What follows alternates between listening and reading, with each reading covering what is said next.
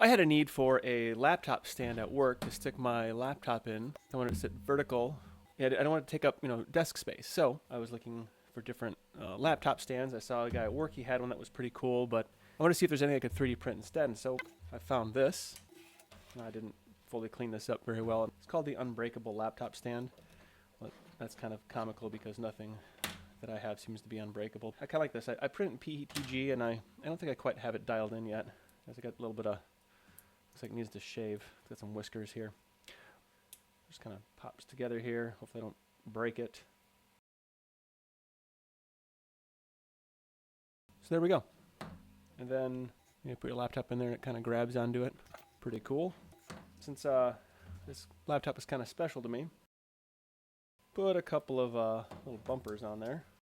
See if the camera shows it. And I think that's pretty cool.